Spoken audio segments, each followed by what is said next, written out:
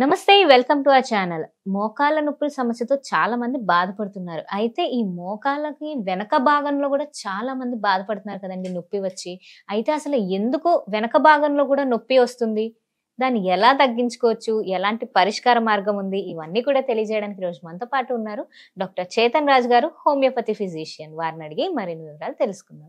నమస్తే సార్. నమస్తే madam. Sir, మోకాళ్ళ నొప్పులు అనేది మనం వింటున్నాము, చూస్తున్నాం. అయితే ఈ మోకాళ్ళ నొప్పికి వెనకాల భాగంలో కూడా నొప్పి అనేది వస్తుంది. సో అసలు అది ఎందువల్ల వస్తుంది అంటారు సార్? మన దగ్గర చాలా పేషెంట్లు వస్తారు మీరు చెప్పే ప్రాబ్లం తోటి.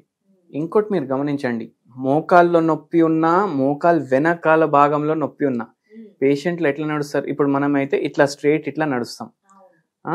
ఈ పేషెంట్లు ఇట్లా ఇటు వెయిట్ వేసి ఇట్లా నడుస్తారు. ఓకే. అయితే ఒక కాలు మీద వెయిట్ వేసి మళ్ళీ ఇంకో కాలు, ఒక కాలు మీద ఇట్లానే పోతాడు మనిషి. ఇట్లా స్ట్రైట్ గా పోడు. ఎందుకంటే మోకాలు డ్యామేజ్ అయిపోయినాయి కాబట్టి. గుజ్జు చాలా మందిలో అరిగిపోతుంది అండ్ బోన్ డ్యామేజ్ కూడా అవుతుంది. సో దానివల్ల ఏమవుతుంది అంటే మోకాలు మీద మన శరీరం మొత్తం బరువు పడుతుంది. మన బరువు ఎక్కువ ఉండేసరికి మోకాలు డ్యామేజ్ అవుతాయి.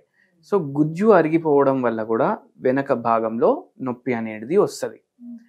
మళ్ళీ ఇంకోటి ఏముంటుంది అంటే, ఇప్పుడు ఆస్టియో ఆర్థరైటిస్ ఉంది, రుమటాయిడ్ ఆర్థరైటిస్ ఉంది, వేరే వేరే రకాల ఆర్థరైటిస్లు ఉంటాయి.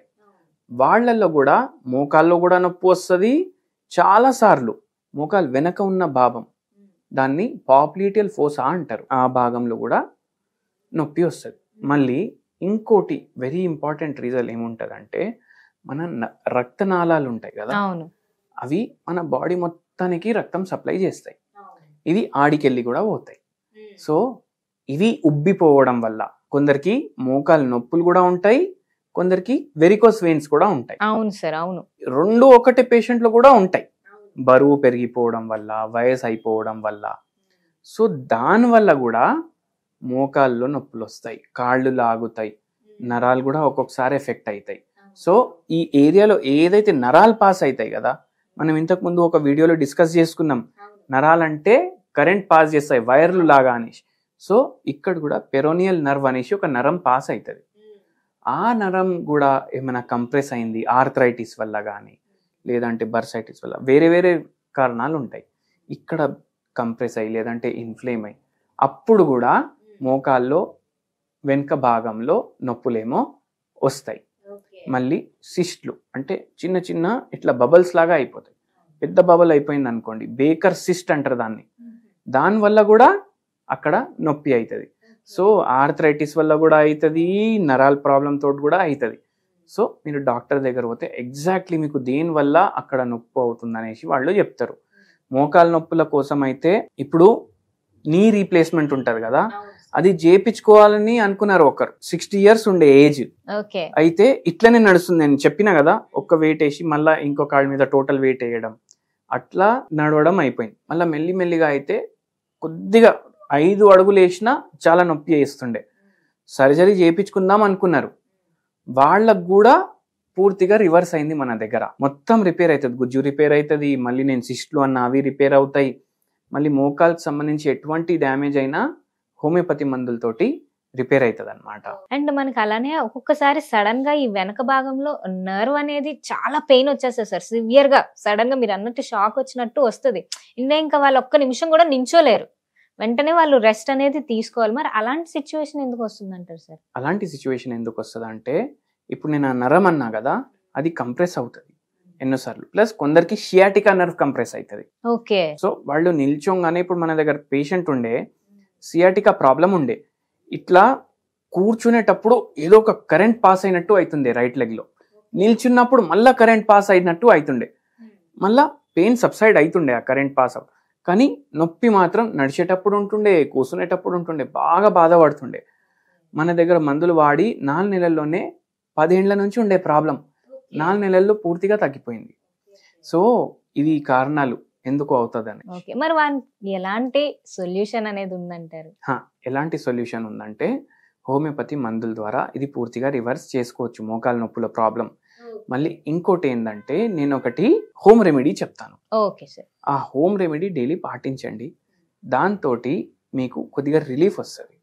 పూర్తిగా రివర్స్ అవుతుందని నేను చెప్పట్లేదు, కానీ రిలీఫ్ రిలీఫ్ వస్తుంది. అనేది వస్తుంది. అమ్మయ్యా ఇప్పుడు నేను కొద్దిగా నడవగలుగుతున్నాను. ఇంతకుముందు 5 అడుగులు వేయంగానే నాకు చాలా నొప్పులు అవుతుండే, ఇప్పుడు ఒక 30 అడుగులు లేదంటే ఒక 50 అడుగులు నడవగలుగుతున్నాను. మీరు 1000 అడుగులు నడవాలంటే మీరు హోమియోపతి మందులు వాడాల్సిందే, కానీ కొద్దిగా రిలీఫ్ కోసం ఈ హోమ్ రెమెడీ. అదేంటంటే దాన్ని గోల్డెన్ మిల్క్ అంటారు. Golden milk. Golden milk. Golden milk అంటే అందరి మైండ్లో ఏమొస్తుంది, అరే ఏమైనా బంగారం వేసుకొని పాలు తాగాలనా? అట్లా కాదు, కానీ బంగారం లాంటిది మీ అందరి వంటింట్లో ఉండే వస్తువు చెప్తాను నేను. ఓకే. అది ఏంటంటే అది పసుపు, టర్మరిక్ అంటారు. ఇది ఏం చేయాలంటే మిల్క్ ఉంటుంది కదా, అది కొద్దిగా బాయిల్ చేసుకోవాలి. బాయిల్ చేసుకొని దాంట్లో ఒక చిట్కా మీరు ఇది వేసుకోండి, పసుపు. అది కొద్దిగా కూల్ డౌన్ అయినాక daily morning, early morning consume చేయండి. అయితే దీంట్లో ఏముంటది, ఇప్పుడు పాలలో అయితే అన్ని మైక్రో న్యూట్రియంట్స్ ఉంటాయి. సో ఆవు పాలే ప్రిఫర్ చేయండి. ఆవు పాలలో మైక్రో న్యూట్రియంట్స్ చాలా వస్తాయి, కాల్షియం, మెగ్నీషియం, ఫాస్ఫేట్స్ ఎన్నో వస్తాయి. ప్లస్ దాంతోపాటు మనం పసుపు యాడ్ చేస్తున్నాం. ఇది ఏం చేస్తుంది అంటే పసుపు దీంట్లో యాంటీసెప్టిక్ ప్రాపర్టీస్ ఉంటాయి. బై ఛాన్స్ మీ బాడీలో ఏమైనా ఇన్ఫెక్షన్లు ఉంటే కూడా తగ్గుతాయి. దాని తర్వాత యాంటీ ఇన్ఫ్లమేటరీ ప్రాపర్టీస్ ఉంటాయి. అంటే ఇప్పుడు మోకాల్లో గుజ్జు అరిగిపోయింది, నొప్పి బాగా అవుతుంది, అయితే ఉబ్బిపోతాయి, ఇన్ఫ్లమేషన్ అంటారు దాన్ని. సో అది కూడా తగ్గుతుంది దీంతో. మళ్ళా ఎనర్జెసిక్ ప్రాపర్టీస్ ఉంటాయి. అంటే ఇది పెయిన్ కిల్లర్ లాగా పనిచేస్తుంది, న్యాచురల్ పెయిన్ కిల్లర్, ఎటువంటి సైడ్ ఎఫెక్ట్ లేదు, అట్లా కూడా పనిచేస్తుంది. సో ఇది రెగ్యులర్ తీసుకోండి. మీరు ఎర్లీ మార్నింగ్ తీసుకోవాలి. ఎర్లీ మార్నింగ్ తీసుకోవాలి, చల్లార్చిన పాలు మాత్రమే తీసుకోవాలి. అండ్ ఆవు పాలు ఉండాలి. Okay okay. సో మనకి ఇప్పుడు ఈ హోమియోపతి మెడిసిన్ ద్వారా అయితే వాళ్ళకి ఎన్ని డేస్ లో రిజల్ట్ అనేది ఉండొచ్చు అంటారు? ఇప్పుడు ఆస్టియోఆర్థరైటిస్ ఫర్ ఎగ్జాంపుల్, దాని స్టేజింగ్ ఉంటుంది. ఇప్పుడు స్టార్టింగ్ స్టేజెస్ లో ఉన్నారంటే 3 నెలలు 4 నెలల్లో తగ్గిపోతుంది. కానీ చాలా అరిగిపోయినాయి అంటే ఒక 1 year పడుతుంది, కానీ రివర్స్ అవుతుంది కండిషన్. మళ్ళీ దాని తర్వాత నరాలకు సంబంధించిన ఏమైనా ప్రాబ్లం ఉందనుకోండి, అది కూడా ఒక 6 months to 8 months లో రివర్స్ అవుతుంది. మళ్ళీ కొందరికి ఆటో ఇమ్యూన్ ఆర్థరైటిస్ ఉంటుంది. ఇప్పుడు ఆటో ఇమ్యూన్ ఆర్థరైటిస్ అంటే ఏంది, మన బాడీలో బోన్స్ ఉంటాయి కదా, మన యాంటీబాడీలు మన బాడీ ప్రొడ్యూస్ చేస్తుంది, కానీ ఈ బోన్స్ అగేన్స్టే మన బాడీ ఫైట్ చేస్తుంది, మన బోన్స్నే చంపేయడం స్టార్ట్ చేస్తుంది. సో అటువంటి కండిషన్స్ని ఆటో ఇమ్యూన్ డిసీజెస్ అంటారు. ఇప్పుడు రుమటైడ్ ఆర్థరైటిస్ ఉంది, సోరియాటిక్ ఆర్థరైటిస్ ఉంది, అటువంటి కండిషన్స్ ఉంటాయి. ఇవి పూర్తిగా రివర్స్ అవుతాయి.